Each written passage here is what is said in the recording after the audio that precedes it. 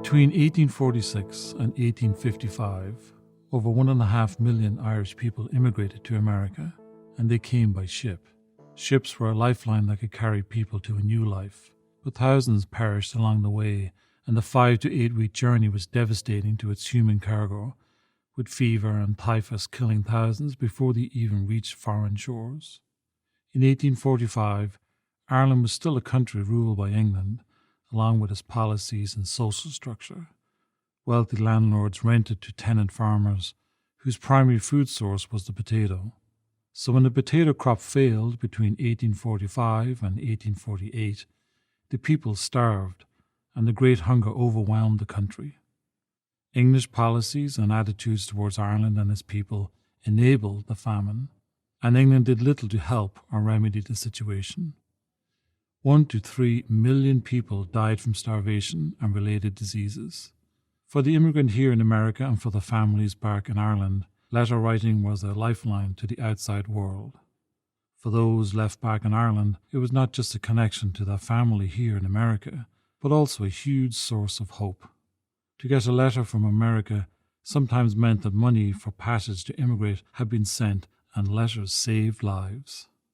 While working on the Irish Memorial on 2nd and Chestnut Street, we came across this letter by Hannah Curtis from County Laois.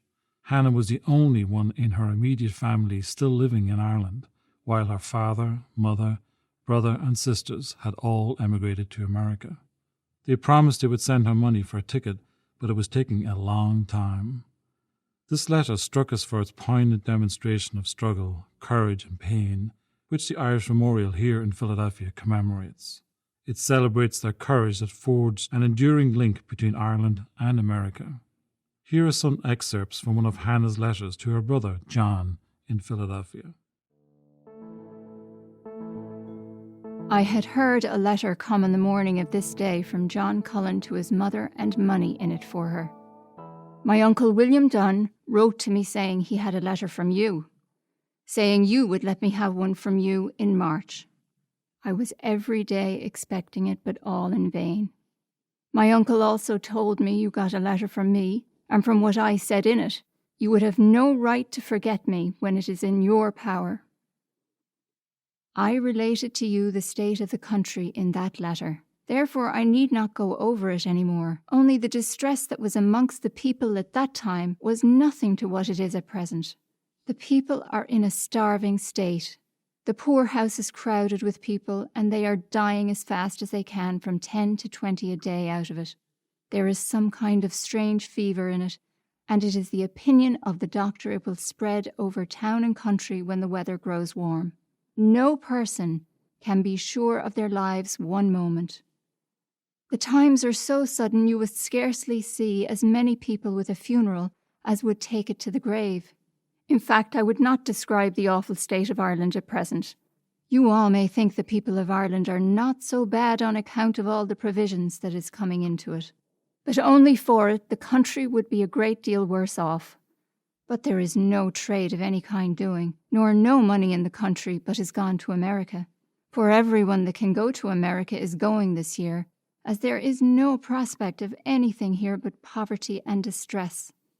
The Reverend Father Healy is after getting, I think, above 50 letters and money in them all. They were sent to his care by people in America to their friends at home to take them out to them. The post office here is full of letters every day, scarcely one without money. Dear John, I now must say something about the rest of the family, as I had no time till now. I hope you and my father, mother, brother, and sisters are all well. My Aunt Betty Carroll and all her family are all gone to America. They sailed for America the 19th of this month. Dear John, as I was so sure of your letter when my uncle wrote to me, as we thought we could go when my aunts were going, we sold all our furniture in order to have no delay, and what we got for them is not worth mentioning, as everything is sold for now half nothing. All I kept was the bed and bedclothes that we would want to take with us. So now we have nothing but the bare walls of this house. I thought nothing would make you all forget me, and I the only person left alone, and from the promises my father made when at the boat, that you all would join and send for me in a short time. You need not be saying you would do better at home, as you may know what home is. I am sure I would do as well as others, and if you would lend us what you could, with the help of God we would be able to pay you back again perhaps. Many times my father left money behind the back of a ditch to neighbours and got it again, and I am sure he nor you could not turn it to better use than sending for me now. It was my Aunt Arthur sent Aunt Hannah and family. Everyone is getting money but me. I am quite jealous and ashamed of you all. You are, as I think, behaving so bad as I can say nothing else to use. If you attempt to forget one on the present occasion, mind, I don't think you will have me to trouble you long. Don't attempt to leave me here, to fall victim to the miseries that await this country. As for William's trade, it is very bad. He has only 2 men working for him instead of 10 or 12. There is no clothes buying with anyone, and the gentleman he works for does not think of clothes, as there is so much poverty in their hearts.